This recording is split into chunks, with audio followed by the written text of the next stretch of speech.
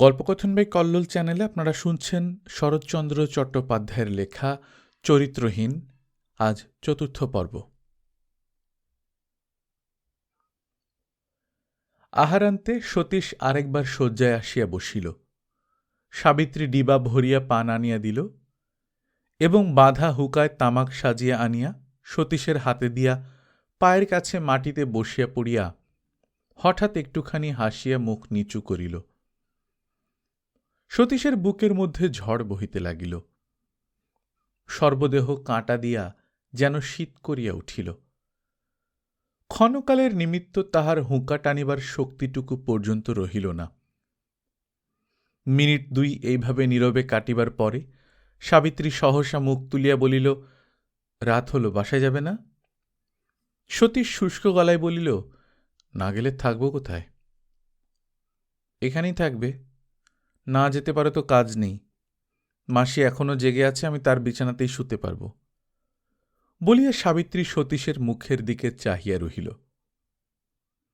এক মুহূর্তের জন্যে সতীশ নির্বাক হইয়া রহিল, কিন্তু পরক্ষণেই প্রবল চেষ্টায় নিজেকে সংবরণ করিয়া লইয়া একেবারে দাঁড়াইয়া উঠিয়া বলিল, না, চললাম। আচ্ছা, আরেকটু বসো। বলিয়া সাবিত্রী উঠিয়া গিয়া সতীশের জুতা জোড়াটা বাহির হইতে তুলিয়া আনিল এবং আঁচল দিয়া পা মুছাইয়া দিয়া জুতার ফিতা বাঁধিয়া দিতে দিতে আস্তে আস্তে কহিল, বাসার লোক যদি জানতে পারে? কেমন করে জানবে? আমি যদি বলে দিই। কি বলবে তুমি? বলবার তো কিছু নেই। সাবিত্রী আরেকবার একটু হাসিয়া বলিল, কিছুই নেই? সত্যি বলছ? সতীশ চুপ করিয়া রহিল। সাবিত্রী মৃদু কণ্ঠে বলিল, বলবার কথা না থাকলে কি জানি আজ আমি তোমাকে ছেড়ে যেতে পারতুম কিনা। বলিয়া হঠাৎ চুপ করিয়া গেল, কিন্তু পরক্ষণেই প্রবল বেগে মাথা নাড়িয়া বলিয়া উঠিল, না, তুমি বাসায় যাও, কিন্তু এই দুষ্ট বুদ্ধি যদি না ছাড়ো তো একদিন সমস্ত প্রকাশ করে দেব, তা বলে দিচ্ছি। এ কি রহস্য! ইহার ভিতরের কথাটা ঠিক ধরিতে না পারিয়া সতীশ ক্ষণকাল স্তব্ধ হইয়া দাঁড়াইয়া থাকিয়া বলিল, বললেই বা, বাসার লোক তো আমার গার্জেন নয়। সাবিত্রী কহিল, নয় জানি, কিন্তু মাসি আমার সে ভাড়া অনায়াসে নিতে পারবে। তার জীবকে ঠেকিয়ে রাখবে কি দিয়ে? মোক্ষদার ইঙ্গিতে সতীশ মনে মনে ভয় পাইলেও মুখে বলিল, টাকা দিয়ে। সাবিত্রী বলিল, তাতে শুধু টাকার অপব্যয় হবে, কাজ হবে না। তাছাড়া মাসিকেই না হয় টাকায় বশ করবে, কিন্তু আমাকে বশ করবে কি দিয়ে? সতীশ ফস করিয়া বলিয়া ফেলিল, ভালোবাসা দিয়ে। সাবিত্রীর ওষ্ঠ প্রান্তে কঠিন চাপা হাসির আভাস দেখা দিল। কহিল, এই নিয়ে 4 বার হল। অর্থাৎ? অর্থাৎ ইতিপূর্বে আরো 3 জন এই জিনিসটাই দিতে চেয়েছিল। তুমি নাওনি? না, জঞ্জাল জড়ো করে রাখবার মতো জায়গা আমার নেই। সতীশ স্থির হইয়া বসিয়া রহিল। সাবিত্রীর বিদ্রূপের হাসি এবং কণ্ঠস্বর কিছুই তাহার লক্ষ্য এড়ায় নাই। তাই তাহার দুপুরবেলার কথাগুলো মনে পড়িয়া গেল এবং পড়িবা মাত্রই প্রেমের নদীতে জোয়ার শেষ হইয়া ভাটার টান ধরিল। সাবিত্রীর কথাগুলোকে সে তামাশা বলিয়া ভুল করিল না। হঠাৎ অত্যন্ত কঠিন হইয়া বলিয়া উঠিল, তারা নির্বোধ। তাদের এমন বস্তু দেওয়ার প্রস্তাব করা উচিত ছিল যা বাক্সে তুলে রাখতে কারো জঞ্জাল মনে হয় না। আমিও নির্বোধ কম নই, কেননা আমিও ভুলেছিলাম ও বস্তুটা তোমাদের কত অবহেলার সামগ্রী। এতটা বয়সে এত বড় ভুল হওয়া আমার উচিত ছিল না। আচ্ছা, চললাম। কথাটা সাবিত্রীকে শুলের মতো বেঁধিল। তোমাদের বলিয়া সতীশ যে তাহাকে কাহাদের সহিত অভিন্ন করিয়া দেখিল, সাবিত্রীর তাহা বুঝিতে বাকি রহিল না। কিন্তু পরিহাস কলহে পরিণত হইয়া হাতাহাতির উপক্রম হইতেছে দেখিয়া সে চুপ করিয়া গেল। সতীশ কিন্তু থামিতে পারিল না। বলিল, শিকারী বড়শিতে মাছ খেতে খেলিয়ে যেমন আমোদ করে, এতদিন আমাকে দিয়ে বোধ করি তুমি সেই তামাশাই করছিলে, তাই না? সাবিত্রী আর সহিতে পারিল না। তড়িৎ বেগে উঠিয়া দাঁড়াইয়া বলিল, বড়শিতে গেঁথে তোমাকে টেনেই তোলা যায়, খেলিয়ে তোলবার মতো বড় মাছ তুমি নও। সতীশ নির্মমভাবে বিদ্রূপ করিয়া বলিল, নই আমি? সাবিত্রী কহিল, না, তুমি নও। তাহার ওষ্ঠাধর কুঞ্চিত হইয়া রহিল। সতীশের মুখের প্রতি তীব্র দৃষ্টিপাত করিয়া বলিতে লাগিল, অসচ্চরিত্র! আমার মতো একটা স্ত্রীলোককে ভালোবেসে ভালোবাসার বড়াই করতে তোমার লজ্জা করে না? যাও তুমি, আমার ঘরে দাঁড়িয়ে আমাকে মিথ্যা অপমান করো না। এই অপমানে সতীশ আরও নির্দয় হয়ে উঠিল। এইবার অমার্জনীয় কুৎসিত বিদ্রূপ করিয়া বলিল, আমি অসচ্চরিত্র? কিন্তু সে যাই হোক সাবিত্রী, তোমার নামটা কিন্তু তোমার বাপমা সার্থক দিয়েছিলেন। সাবিত্রী সরিয়া গিয়া চৌকাঠ ধরিয়া ক্ষণকাল স্থির হইয়া দাঁড়াইয়া শুধু বলিল, যাও। তাহার মুখ ফ্যাকাশে বিবর্ণ হইয়া গিয়াছিল।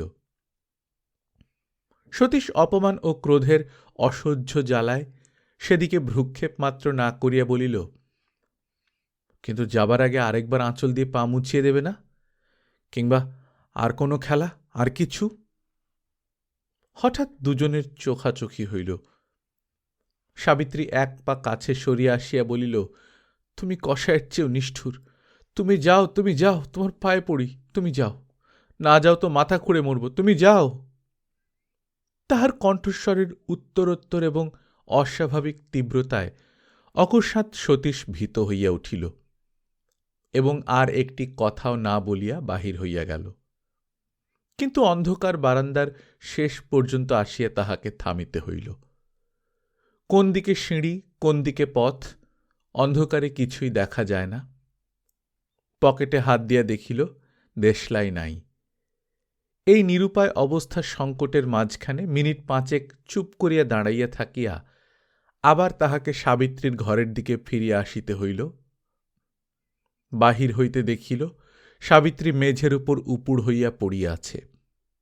আস্তে আস্তে ডাকিল, সাবিত্রী। সাবিত্রী সাড়া দিল না। পুনর্বার ডাকিয়াও সাড়া না পাইয়া সতীশ ঘরের মধ্যে আসিয়া সাবিত্রীর মাথায় হাত দিল।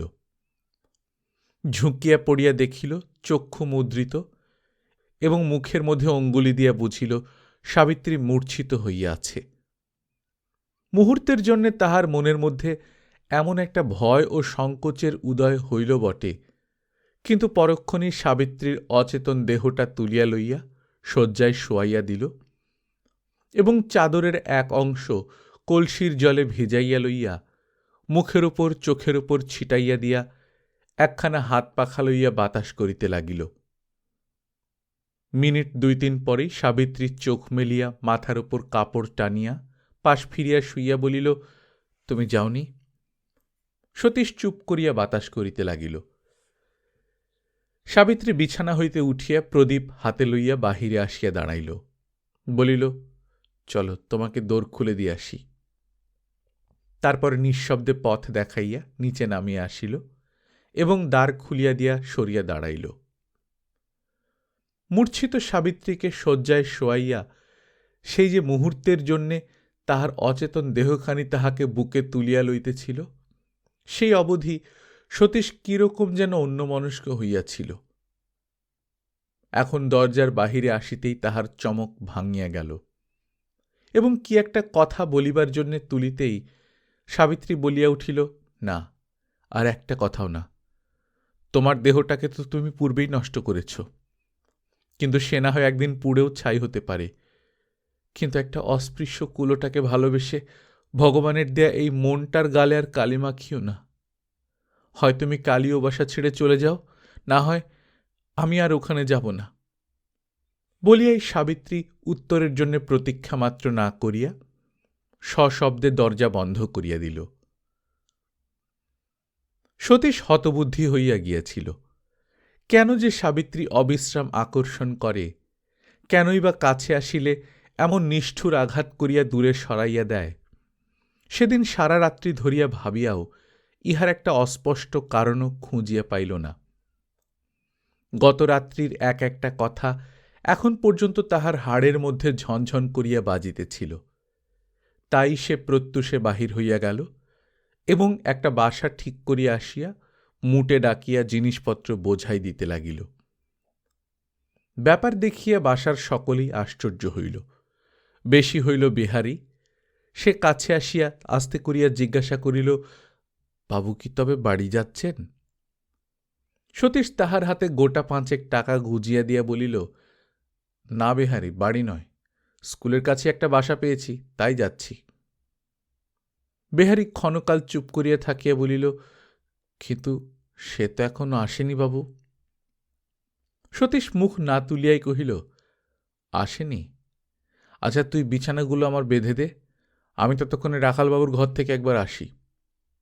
বলিয়াই বাসার দেনা পাওনা মিটাইয়া দিতে রাখালবাবুর ঘরে চলিয়া গেল। সে ঘরে অনেকেই উপস্থিত ছিলেন। বোধ করি এই আলোচনাই চলিতেছিল, কারণ তাহাকে দেখিয়া সকলেই নিস্তব্ধ হইয়া গেল।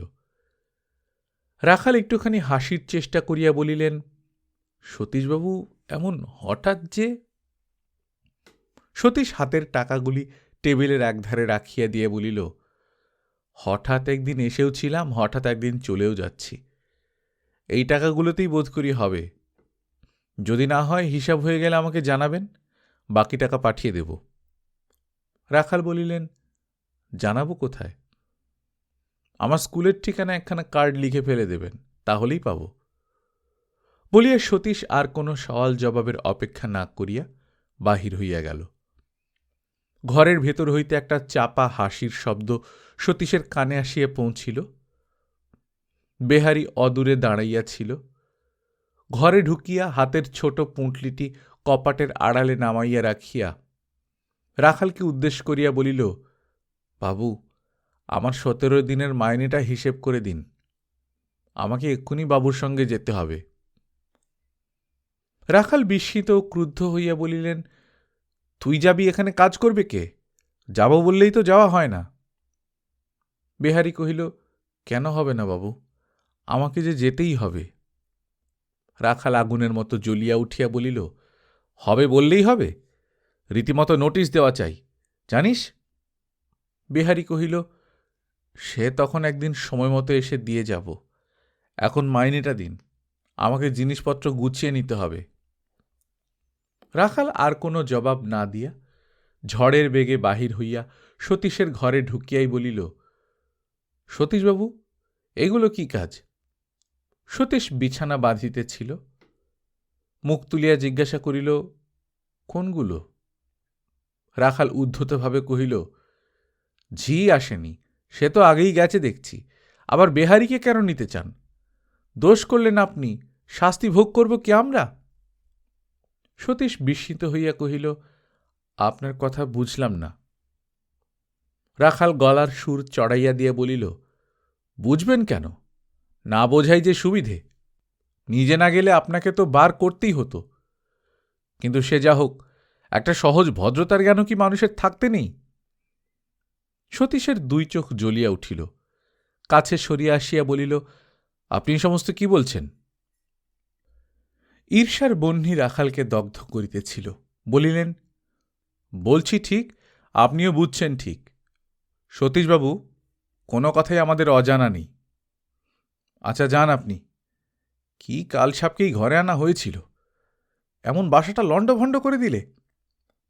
বেহারি ঘরে ঢুকিয়া বলিল, সতীশবাবু, যেতে দিন ওকে। ওর কোথায় দরদ, কোথায় ওর জ্বালা, সে আপনাকে একদিন আমি বলবো। আমি সমস্ত জানি। আসুন, আমরা জিনিসপত্র গুছিয়ে নিই। রাখাল পদশব্দে বাড়ি কাঁপাইয়া বাহির হইয়া গেল। সতীশ চৌকির উপর বসিয়া পড়িয়া কহিল, এসব কি বেহারি? আমি আপনার সঙ্গে যাব বাবু, এখানে থাকতে পারব না। সতীশ আশ্চর্য হইয়া বলিল, আমার সঙ্গে? এখানে কাজ করবে কে? বেহারি অবিচলিত দৃঢ়তার সহিত বলিল, যার ইচ্ছে করুক, আমি সঙ্গে যাবই। একজন চাকর না থাকলে তো আপনার চলবে না বাবু। এতক্ষণে ব্যাপারটা বুঝিতে পারিয়া সতীশ ক্ষণকাল চুপ করিয়া থাকিয়া বলিল, এ কথা আগে বললেই পারতিস বেহারি। বেহারি জবাব দিল না। নিঃশব্দে জিনিসপত্র গুছাইয়া লইয়া মুটের মাথায় তুলিয়া দিতে লাগিল। সে যে যাইবেই তাহাতে আর সন্দেহ রহিল না। নূতন বাসায় আসিয়া সতীশ ভাবিতেছিল, সে এমন হইয়া গেল কি রূপে যে সে তাহাকে শুধু যে অপমান করিতেই সাহস করে তাহাই নহে, অপমান করিয়া স্বচ্ছন্দে পরিত্রাণ পায়। তাহার অসাধারণ দৈহিক শক্তি এক তিলও কমে নাই, অথচ কেন সে মুখ তুলিয়া জোর করিয়া কথা কহিতে পারে না? কেন সে নতমুখে সমস্তই সহ্য করে? নিজের মনের এই শোচনীয় দুর্বলতা আজ তাহাকে অত্যন্ত বাজিল, এবং তদপেক্ষা বাজিল এই দুঃখটা যে প্রতিকার করিবার সাধ্যও যেন তাহার হাতছাড়া হইয়া গিয়াছে। রাখালের ক্রুদ্ধ ভাষা যে সেই রাত্রির ঘটনারই ইঙ্গিত করিয়াছে তাহাতে সন্দেহ মাত্র নাই। ইহাই মনে করিয়া সতীশ লজ্জায় মাটির সহিত মিশিয়া যাইতে লাগিল। বিপিনের লোক তাহাকে কেমন করিয়া কিভাবে ধরিয়াছিল, অন্ধকার ঘরের মধ্যে কেমন করিয়া সে ভয়ে মরার মতো পড়িয়াছিল, ইত্যাদি চিত্তগ্রাহী দুর্লভ বিবরণ সত্য মিথ্যায় অলঙ্কারে আড়ম্বরে জড়াইয়া বর্ণিত হইবার সময়টায় উপস্থিত সকলে কিরূপ উৎকট আনন্দ আগ্রহ ও উচ্চ হাস্যের সহিত উপভোগ করিয়াছে, তাহার আগাগোড়া চেহারাটা কল্পনায় এতটাই মর্মান্তিক ও বিভৎস হইয়া দেখা দিল যে একাকী ঘরের মধ্যেও সতীশের সমস্ত মুখ বেদনায় বিবর্ণ হইয়া উঠিল। আবার ইহাদের সম্মুখে রাখাল তাহাকে অপমান করিয়া বিদায় করিয়াছে, সে একটি কথাও বলিতে পারে নাই। এই কথা সাবিত্রী শুনিয়া কি মনে করিবে? কিন্তু কোনো কথাই সে বলিবে না, স্তব্ধ হইয়া লাঞ্ছনা সহ্য করিবে, একটা জবাবও দেবে না। তাহার আত্মসম্মান বোধ যে কত বৃহৎ ইহাও যেমন সে নিঃসংশয়ে বুঝিয়াছিল, তাহার ব্যথিত মুখের চেহারাটাও সে কল্পনায় আজ সুস্পষ্ট দেখিতে লাগিল। সতীশ মনে মনে বলিল বটে, আমার নিজের নির্বুদ্ধিতায় যে অনাসৃষ্টি ঘটিয়াছে, অসহায় সাবিত্রীকে তাহার মধ্যে ফেলিয়া আসা উচিত হয় নাই। কিন্তু উচিত যে কি হইতে পারিত তাহাও সে কোনো মতে ভাবিয়া পাইল না। কিন্তু সাবিত্রী কি নিজেই তাহাকে চলিয়া যাইতে বলে নাই? সে কি দর্প করিয়া বলে নাই উহাতে সে কোনো অপমানই বোধ করে না? বেহারি আসিয়া বলিল, বাবু, আপনার চান করবার সময় হয়েছে। তাহার কণ্ঠস্বরে আজ যেন একটু বিশেষ অর্থ ছিল। সতীশ লজ্জিত হইয়া তাড়াতাড়ি উঠিয়া পড়িল এবং তোয়ালে কাঁধে ফেলিয়া স্নান করিতে চলিয়া গেল। হায় রে, মন যখন তাহার ছিঁড়িয়া পড়িতেছিল তখনও নিয়মিত কোনো কাজেই অবহেলা করিবার পথ ছিল না। সে স্কুলে গেল, কিন্তু ক্লাসে ঢুকিতে পারিল না।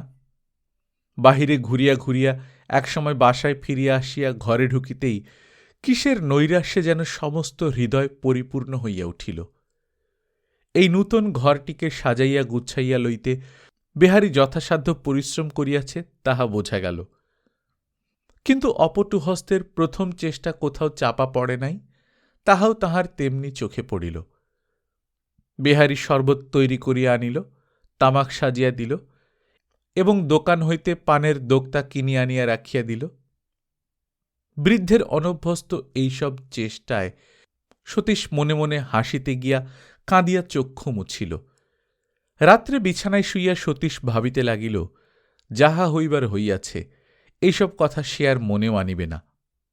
লেখাপড়ার জন্যে কলিকাতায় আসিয়াছিল, হয় ওই লইয়াই থাকিবে, না হয় বাড়ি ফিরিয়া যাইবে। কিন্তু সেদিন ওই যে মূর্ছিতা নারীর তপ্ত স্পর্শটুকু লইয়া সে বাসায় ফিরিয়াছিল, সেই উত্তাপ তাহার সমস্ত সংযমের চেষ্টাকে গলাইয়া শেষ করিয়া ফেলিতে লাগিল। বেহারি মনে মনে সমস্তই বুঝিতেছিল, কিন্তু সান্ত্বনা দিবার সাহস তাহার ছিল না। তাই সে বিষণ্ণ মুখে চুপ করিয়া দ্বারের বাহিরে বসিয়া রহিল। প্রায় 10টা বাজে। সে আস্তে আস্তে মুখ বাড়াইয়া বলিল, বাবু, আলোটা নিভিয়ে দেব কি? সতীশ কহিল, দে, কিন্তু তুই শুবি কোথায় বেহারি? আমি এখানেই আছি বাবু, আমার মাদুরটা দোরগোড়াতেই পেতেছি। সতীশ জিজ্ঞাসা করিল, এ বাসায় কি চাকরদের শোবার ঘর নেই? বেহারি বলিল, নিচে একটা খালি ঘর আছে, কিন্তু আপনার যদি কিছু দরকার হয় তাই এখানেই থাকব। সতীশ ব্যস্ত হইয়া বলিয়া উঠিল, সে কি রে, তুই শুতে যা, বুড়ো মানুষ, হিমে থাকিসনি। হিম কোথায় বাবু? বলিয়া সেইখানেই বেহারি গায়ের কাপড়টা মুড়ি দিয়া শুইয়া পড়িল। কিছুক্ষণ চুপ করিয়া থাকিয়া সতীশ জিজ্ঞাসা করিল, রাত কত হল রে? বেশি হয়নি বাবু, বোধ করি 10টা বেজেছে। সতীশ আবার মৌন হইয়া রহিল। কতক্ষণ পরে মৃদুকণ্ঠে জিজ্ঞাসা করিল, আচ্ছা, তুই সাবিত্রীদের ঘর চিনিস না বেহারি? বেহারি উঠিয়া বসিয়া বলিল, চিনি বই কি বাবু, কতদিন তাকে পৌঁছে দিয়েছি। সতীশ আর কিছু বলিতে পারিল না, কিন্তু বেহারি কহিল, একবার গিয়ে দেখে আসব কি? এবারে সতীশ ব্যস্ত হইয়া বলিয়া উঠিল, না না, তুই যাবি কোথায়, সে যে অনেক দূর। বেহারি কহিল, দূর কিছুই নয় বাবু। সতীশ ভাবিতে লাগিল, কথা কহিল না। বেহারি আস্তে আস্তে বলিল, বাবু যদি ঘণ্টাখানেকের ছুটি দেন তো দেখে আসি। সকালবেলা আসেনি, বোধহয় অসুখ বিসুখ হয়ে থাকবে। তথাপি সতীশ কথা কহিল না। বেহারি মনে মনে অস্থির হইয়া উঠিল। আজ সমস্ত দিন ধরিয়া সে অভ্যাস মতো কথা কহিতে পারে নাই। উপরন্তু বলিবার বিষয় ইতিমধ্যে এত বেশি সঞ্চয় হইয়া উঠিয়াছে। তাই আরেকবার কহিল, নতুন জায়গায় ঘুম আসছে না বাবু, আর একবার তামাক সেজে দেব কি? সতীশ অন্যমনস্ক হইয়া পড়িয়াছিল, সাড়া দিল না। তবুও বেহারি কিছুক্ষণ উদ্গ্রীব হইয়া অপেক্ষা করিয়া রহিল। শেষে হতাশ হইয়া গায়ে কাপড়টা আরেকবার টানিয়া সেইখানেই অবিলম্বে ঘুমাইয়া পড়িল। পরদিন ঠিক সময়ে সতীশ স্কুলে চলিয়া গেল। মধ্যাহ্নে বেহারি হাতের কাজকর্ম সারিয়া লইয়া সদ্য নিযুক্ত পাড়ে ঠাকুরের উপর বাসার খবরদারির ভার দিয়া বাহির হইয়া পড়িল এবং 17 দিনের মাহিনা আদায়ের ওসিলায় পুরাতন বাসায় আসিয়া উপস্থিত হইল। অথচ তাহার এ ভয় ছিল, পাছে রাখালবাবু কোনো গতিকে অফিসে না গিয়া থাকেন। তাই ঘরে ঢুকিয়াই নূতন ভৃত্যটার নিকটে সংবাদ জানিয়া লইয়া নির্ভয়ে রান্নাঘরের সম্মুখে আসিয়া গলা বড় করিয়া ডাক দিল, ঠাকুরমশাই, প্রাতঃপের নাম হই। ঠাকুরমশাই গাঁজা খাইয়া দেওয়ালে ঠেস দিয়া চোখ বুজিয়া ধ্যান করিতেছিলেন। চমকাইয়া উঠিয়া বলিলেন, কল্যাণ হোক। তারপর মাথা সোজা করিয়া চোখ চাহিয়া বলিলেন, ও কে, বেহারি? আয় বস। বেহারি কাছে আসিয়া পদধূলি লইয়া বসিল। চক্রবর্তী গামছায় খুঁট খুলিয়া খানিকটা গাঁজা বাহির করিয়া বেহারির হাতে দিয়া বলিলেন, ও বাসায় তাহলে রাঁধছে কে? বেহারি উঠিয়া গিয়া হাতের তেলোয় ফোঁটা কয়েক জল লইয়া ফিরিয়া আসিয়া বলিল, একটা খোট্টা বলুন, একেবারে জানোয়ার। চক্রবর্তী খুশি হইয়া মাথা নাড়িয়া বলিলেন, ভগবান ওদের ল্যাজ দিতে ভুলেছেন, তাই যা। তারপরে বাসার নূতন হিন্দুস্তানি চাকরটাকে উদ্দেশ্য করিয়া বলিলেন, আমাদের এখানে কালই এক বেটা ভূতকে ধরে আনা হয়েছে। তা সে বিদ্যে ওর, তার সাক্ষী দেখ না বেহারি। আজ সকালে এক কোলকে বার করে দিয়ে বললুম, কই তৈরি করো দেখি বাবু। মনে করলুম বিদ্যেটা একবার দেখি না। তা বললে বিশ্বাস করবি না বেহারি, বেটা জিনিসটাকেই মাটি করে ফেললে। তা তোদের ওখানে কষ্ট হবে না। সাবিত্রী আমার চালাক মেয়ে, দুদিনেই শিখিয়ে পড়িয়ে তালিম করে নেবে। তাহার নিজের 15 আনা বিদ্যাও যে ওই গুরুর কাছেই শেখা, সে কথাটা চাপিয়া গিয়া তাড়াতাড়ি বলিলেন, কিন্তু তাও বলি বেহারি, হাঁড়ি ধরলেই হয় না। বাবু ভায়াদের খুশি করা, তাদের পাতে রান্না তুলে দেয়া বড় সামান্য বিদ্যে নয়, বামনাইয়ের জোট চাই। ও খোট্টা মোট্টার কর্মই নয়। কিন্তু আমার এখানে কাজ করা আর পোষাবে না, সে তোকে আগে থেকেই বলে রাখলুম। তুই বলে দেখিস আমার নাম করে সাবিত্রীকে, সে তখনই বলবে, যাও বেহারি, চক্রবর্তীকে ডেকে আনো, না হয় 2 টাকা মাইনে বেশি নেবে। সতীশবাবু কিন্তু কখনো না বলবেন না, তার মেজাজ জানি তো। বিশেষ ব্রাহ্মণস্য ব্রাহ্মণ গতিং। আমি 2 টাকা বেশি পেলে সে আর কিছু অপাত্রে পড়বে না, বলিয়া চক্রবর্তী নিজেই হাসিতে লাগিলেন। বেহারি অবাক হইয়া রহিল। ক্ষণকাল পরে বলিল, ঠাকুরমশাই, সাবিত্রী তো ওখানে নেই। চক্রবর্তী অবিশ্বাসের হাসি হাসিয়া বলিলেন, আচ্ছা, নেই নেই, তুই আমার নাম করে বলিস, তারপরে যা হয় আমি দেখে নেব। বিহারী মুখ অত্যন্ত গম্ভীর করিয়া বাঁ হাতের পদার্থটা ডান হাতে লইয়া কহিল, ছুঁয়ে দিব্যি করে বলছি, দেবতা, সে ওখানে যায়নি। চক্রবর্তী এত বড় শপথের পরে আর সন্দেহ করিতে পারিলেন না। রীতিমতো আশ্চর্য হইয়া বলিলেন, তুই বলিস কি বেহারি, সে তো এখানেও আসেনি। তবে 24 ঘণ্টা রাখালবাবু, সতীশবাবু বেচারাকে যে... আচ্ছা, তুই যা, একবার তাকে দেখে আয়। তারপরে আমি আছি আর রাখালবাবু আছেন। আমাকে সে বামুন পাসনি বেহারি। তাহার ব্রাহ্মণত্বে বেহারির অগাধ শ্রদ্ধা ছিল। সে কলিকাটি চক্রবর্তীর হাতে তুলিয়া দিয়া প্রশ্ন করিল, আচ্ছা, সতীশবাবুই বা গেলেন কেন? তিনি বলেন স্কুল দূর পড়ে। এটা কিন্তু কাজের কথাই নয়। চক্রবর্তী সাবধানে আগুন তুলিতে তুলিতে বললেন, না, ভেতরে কথা আছে। অতঃপর দুজনে মিলিয়া কলিকাটে নিঃশেষ করিয়া বেহারি উঠিয়া পড়িল এবং উদ্বিগ্ন মুখে সাবিত্রীর ঘরের অভিমুখে চলিয়া গেল। তাহার নিশ্চয়ই বিশ্বাস হইল সাবিত্রীর অসুখ হইয়াছে। সাবিত্রীদের বাটির দরজা খোলা ছিল। বেহারি নিঃশব্দে প্রবেশ করিল। প্রায় সকল ঘরের কবাটি বন্ধ।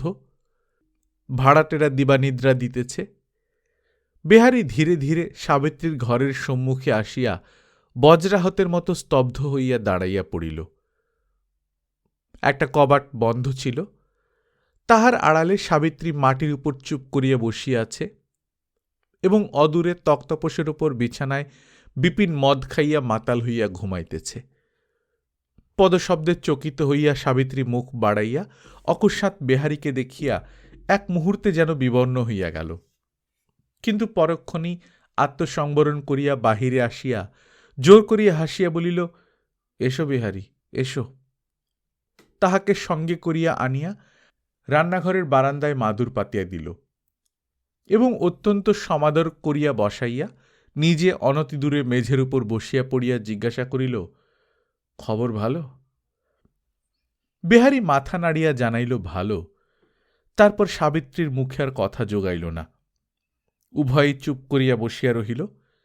কিছুক্ষণ পরে বেহারি হঠাৎ উঠিবার উপক্রম করিয়া বলিল, চললুম, আমার আবার অনেক কাজ। সাবিত্রী শুষ্ক মুখে জিজ্ঞাসা করিল, এখনই যাবে? একটু বসো না। বেহারি উঠিয়া পড়িয়া বলিল, না, চললুম। সাবিত্রীর সঙ্গে সঙ্গে সদর দরজা পর্যন্ত আসিয়া আস্তে আস্তে বলিল, হাঁ বেহারি, বাবুরা খুব রাগ করেছেন? বেহারি চলিতে চলিতে বলিল, আমি জানি নে তো, আমি ওখানে আর নেই। সাবিত্রী ব্যগ্র হইয়া প্রশ্ন করিল, নেই? বাসা ভেঙে গেছে নাকি? না, ভাঙেনি, শুধু সতীশবাবু আর আমি চলে গেছি। কেন তোমরা গেলে বেহারি? সে অনেক কথা। বলিয়া পুনর্বার বেহারি চলিবার উদ্যোগ করিতেই সাবিত্রী 2 হাত দিয়া তাহার হাতখানা ধরিয়া ফেলিয়া অনুনয়ের স্বরে বলিল, আর একটিবার তোমাকে উঠে গিয়ে বসতে হবে বেহারি। বেহারি অটলভাবে মাথা নাড়িয়া বলিল, না, আমার সময় নেই। পলকমাত্র সাবিত্রী তাহার মুখের পানে তীক্ষ্ণ দৃষ্টিপাত করিয়া হাত ছাড়িয়া দিল। অভিমানের সমস্ত বক্ষ পূর্ণ করিয়া শান্তভাবে বলিল, আচ্ছা, তবে যাও, এই কথা তাকে বলো গিয়ে। কথাটা বেহারিকে আঘাত করিল। সে মুখ তুলিয়া বলিল, তিনি তো তোমার কথা জানতে চাননি? চাননি? না।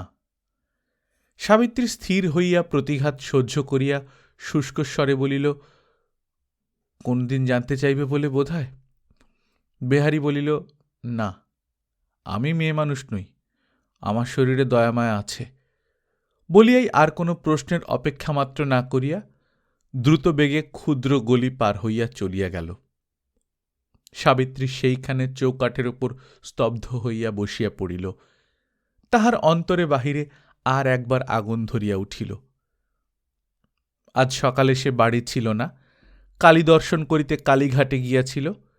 সেই অবকাশে কোথা হইতে বিপিন জন 2 ইয়ার লইয়া মদ খাইয়া মাতাল হইয়া আসিয়াছে এবং মোক্ষদার হাতে 2খানা নোট দিয়া সাবিত্রীর ঘরের তালা খুলিয়া বিছানায় বসিয়াছে। আরও মদ আনাইয়া বাড়িশুদ্ধ সকলে মিলিয়া মদ খাইয়া মাতাল হইয়াছে। এসব কোনো কথা সাবিত্রী জানিত না। বেলা 12টার সময় সে বাড়িতে ঢুকিয়া দেখিতে পাইল এই বাটির ভাড়াটে 2জন প্রবীণা মাতাল হইয়া বকাবকি করিতেছে এবং তাহার মাসি মোক্ষদা সামনের বারান্দায় কাত হইয়া পড়িয়া ভাঙা গলায় নিজের মনে বিদ্যাসুন্দরের গান আবৃত্তি করিতেছে। বাড়িময় মুড়ি, কড়াই ভাজা, হাঁসের ডিমের খোলস, কাঁকড়া চিবানো, চিংড়ি মাছের খোসা ছড়াছড়ি যাইতেছে, পা ফেলিবার স্থান নাই।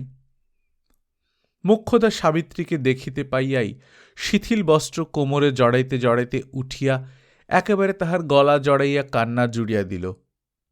মা, এমন সব বাবু যার, তার আবার চাকরি করা।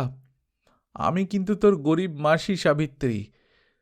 মুখে তাহার উগ্র মদের গন্ধ, গালে কপালে কাপড়ে সর্বাঙ্গে হলুদের শুকনো দাগ, নিঃশ্বাসে কাঁচা পেঁয়াজের কুৎসিত তীব্র গন্ধ। অসহ্য ঘৃণায় সাবিত্রী তাকে সজোরে দূরে ঠেলিয়া দিয়া বলিয়া উঠিল, মাসি, তুমিও মদ খাও? তুমিও মাতাল? ঠেলা খাইয়া মোক্ষদা কান্না বন্ধ করিয়া চোখ রাঙা করিয়া চিৎকার করিয়া উঠিল, মাতাল? আলবৎ মাতাল। পাড়ার লোককে জিজ্ঞাসা করগে যা, তারা বলবে মোক্ষদা মাতাল। আমারও একদিন ছিল লো, আমারও একদিন ছিল। আমিও একদিন 24 ঘন্টা মদে ডুবে থাকতুম। তুই তার জানবি কি? কালকের মেয়ে। তাহার তর্জনে গর্জনে কুণ্ঠিত হইয়া সাবিত্রী শান্ত করিবার অভিপ্রায় বলিল, কিন্তু তুমি তো খাও না, আজ হঠাৎ খেতে গেলে কেন? মোক্ষদা আরও রাগিয়া উঠিয়া বলিল, হঠাৎ আবার কি রে? আমরা হঠাৎ খাইয়ে মেয়ে মানুষ নই। জিজ্ঞাসা করগে যা তোর বাবুকে, যে 1 গ্লাস খেয়ে উল্টে পড়ে আছে তাকে। ওরে, আমরা মরি তবু মর্যাদা হারাইনে। আঁচলে 2খানা নোট বেঁধে দিয়েছে, তবে গেলাস ধরেছি। বলিয়া আঁচলটা সদর্পে তুলিয়া ধরিয়া বলিল, বললেই ছুটে গিয়ে গিলব, সে মোক্ষদা আমি নই। সাবিত্রী চমকিত হইয়া জিজ্ঞাসা করিল, বাবু এসেছেন নাকি? মোক্ষদা কহিল, না হলে আর এত কাণ্ড করলে কে? কিন্তু তাও বলি, খাও বললেই খাবো কেন? মান ইজ্জত নেই নাকি?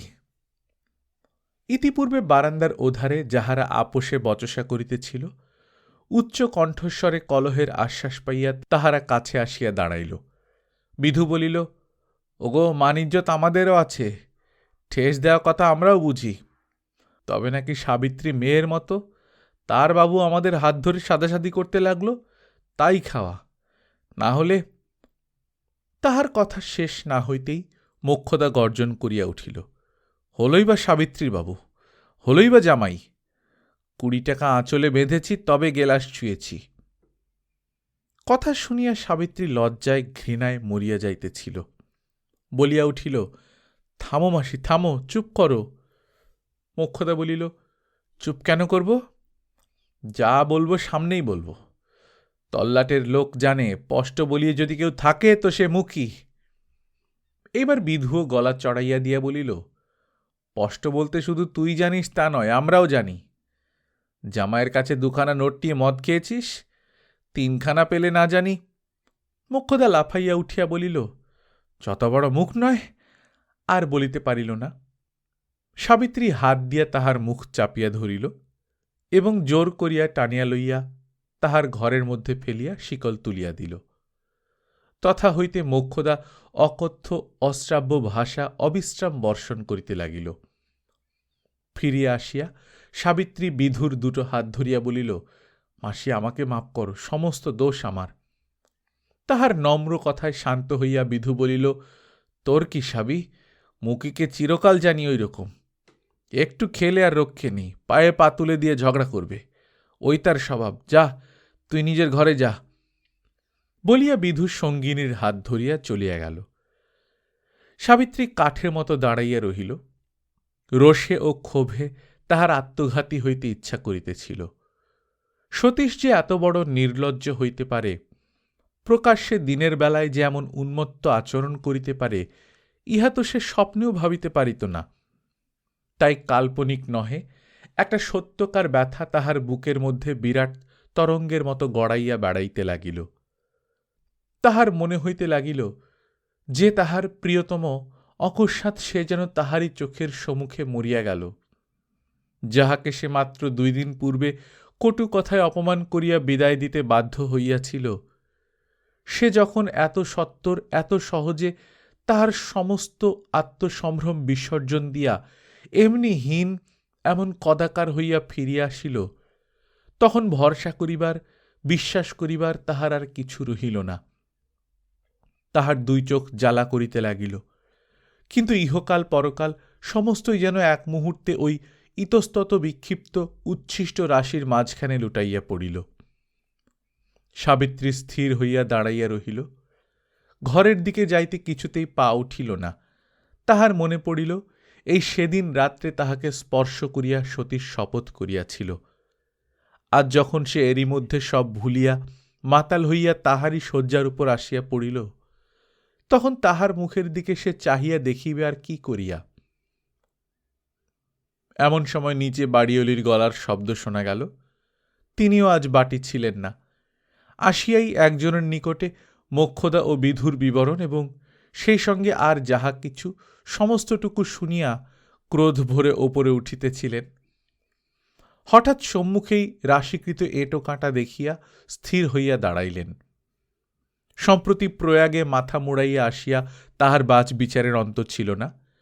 সাবিত্রীকে তদবস্থায় দেখিয়া বলিলেন, স্বামী, তোকে তো ভালো মেয়ে বলেই জানতুম, এই সমস্ত কি অনাসৃষ্টি বলতো বাছা? সাবিত্রী সংক্ষেপে কহিল, আমি বাড়ি ছিলুম না। বাড়িওলি কহিলেন, এখন তো আছিস, এখন এগুলো মুক্ত করবে কে? আমি? না বাছা, আমার বাড়িতে এসব অনাচার চলবে না। যে যার ঘরে বসে যা ইচ্ছে কর আমি বলতে যাব না, কিন্তু বাইরে বসে এসব কাণ্ড হবে না। আমি যে মাড়িয়ে যাব, ছোঁয়াছুঁই করে যার জন্ম খোয়াবো তা পারব না। এই বলিয়া তিনি দেয়াল ঘেঁষিয়া ডিঙাইয়া ডিঙাইয়া কোনো মতে তাহার ওধারের ঘরে চলিয়া গেলেন। সাবিত্রী আর দাঁড়াইয়া রহিল না। সমস্ত জঞ্জাল পরিষ্কার করিয়া সমস্ত স্থানটা ধুইয়া মুছিয়া পুনর্বার স্নান করিয়া আসিল এবং একখানা শুষ্ক বস্ত্রের জন্যে ঘরের চলিয়া গেল। ভেতরে গিয়া বিছানার দিকে চাহিয়াই সে ভয়ে বিস্ময়ে চিৎকার করিয়া উঠিল, মা গো, এ যে বিপিনবাবু! মদ্যপ গাঢ় নিদ্রায় মগ্ন, জাগিল না।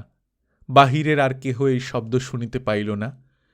সাবিত্রী 2 পা পিছাইয়া আসিল। তাহার সর্বাঙ্গ ঝিমঝিম করিতে লাগিল এবং মাথার মধ্যে হঠাৎ মূর্ছার লক্ষণ অনুভব করিয়া দ্বারের আড়ালে কবাটে মাথা রাখিয়া নির্জীবের মতো বসিয়া পড়িল। কতক্ষণ পরে সেই ভাব কাটিয়া গেল বটে, কিন্তু তবুও সে মাথা তুলিয়া সোজা হইয়া বসিতে পারিল না। ইতিপূর্বে যে ক্ষোভে যে দুঃখে তাহার অন্তরটা খণ্ড খণ্ড হইয়া যাইতেছিল, যাহার নির্লজ্জ আচরণের লজ্জায় তাহার মরিতে ইচ্ছা করিতেছিল, সে লজ্জা সত্য নহে, এ সতীশ নয়, আর একজন। তাহার চোখে দেখিয়াও তাহার সে ক্ষোভ সে দুঃখ যেন বিন্দুমাত্র নড়িয়া বসিল না, বরং বুক যেন আরো ভারী, অন্তর যেন আরো অন্ধকার হইয়া উঠিল। শয্যার দিকে সে আর চাহিতেও পারিল না। এইবার তাহার 2 চোখ ভরিয়া বড় বড় অশ্রু ঝরঝর করিয়া ঝরিয়া পড়িতে লাগিল। হায় রে রমণীর ভালোবাসা! এত দুঃখে ইহার মধ্যে কখন যে সে গোপনে নিঃশব্দে সতীশের সমস্ত অপরাধ ক্ষমা করিয়া তাহাকে সেবা করিবার পিপাসায় আর্ত হইয়া উঠিয়াছিল, এবং কখন যে তাহাকে দেখিবার কথা কহিবার সর্বগ্রাসী ক্ষুধায় উন্মত্ত হইয়া উঠিয়াছিল, এই সংবাদ বোধ করি তাহার অন্তর্যামীও টের পান নাই।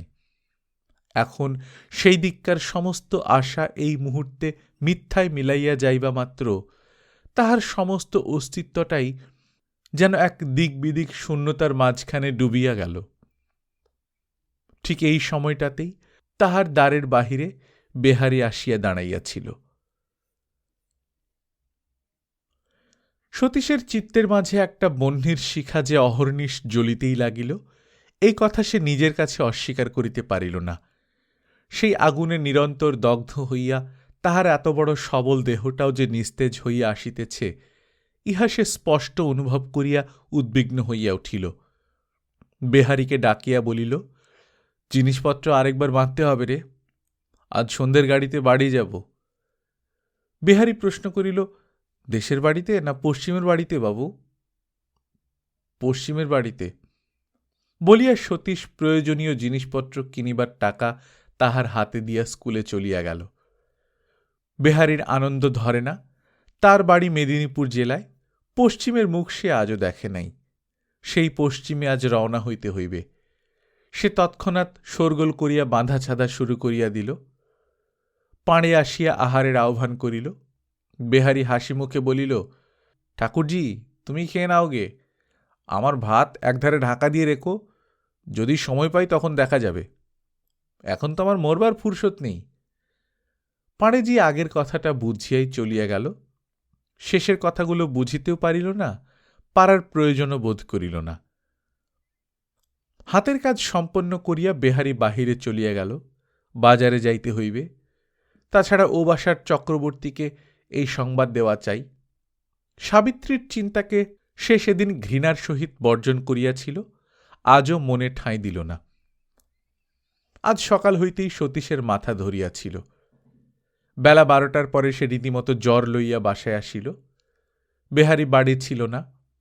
সে বেলা 3টা আন্দাজ একরাশ জিনিস মাথায় করিয়া ফিরিয়া আসিয়া একেবারে বসিয়া পড়িল। এই সময়টায় প্রায় চারদিকেই ইনফ্লুয়েঞ্জা হইতেছিল। সেই কথা স্মরণ করিয়া সতীশ ভয় পাইল। পরদিন জ্বর ও যন্ত্রণা উভয়ই বৃদ্ধি পাইল। সন্ধ্যার পরে সতীশ চিন্তিত মুখে বেহারিকে বলিল, জ্বর যদি শীঘ্র না ছাড়ে, তুই একলা পারবি নে তো? বেহারি ছলছল চোখে সাহস দিয়া বলিল, ভয় কি বাবু?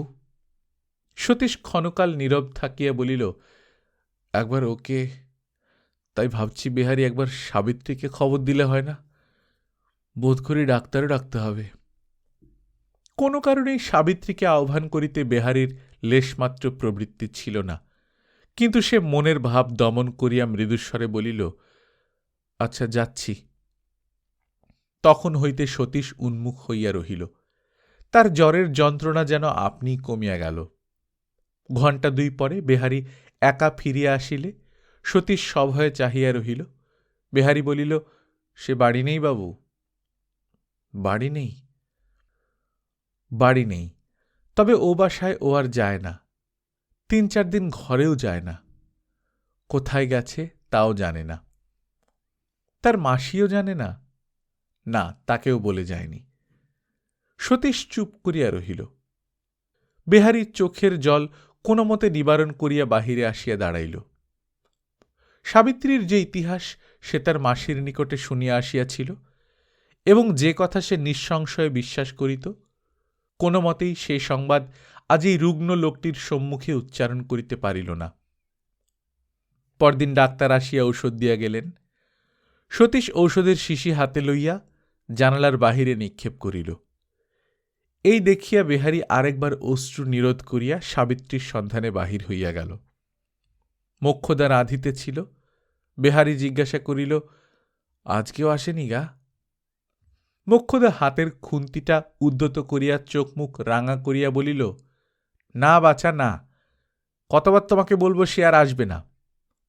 যখন অসময় ছিল তখন ছিল মাসি, এখন যে তার সুসময়। বাসায় ফিরিয়া আসিয়া বেহারি মৃদুকণ্ঠে জানাইল, আজও সাবিত্রী ফিরিয়া আসে নাই।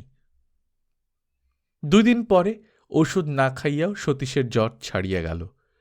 সে ভাত খাইয়া সুস্থ হইয়া উঠিয়া বসিল। বেহারিকে ডাকিয়া বলিল, আর নয়, আজই রওনা হওয়া চাই। সেদিনই সতীশ কলিকাতা ছাড়িয়া চলিয়া গেল।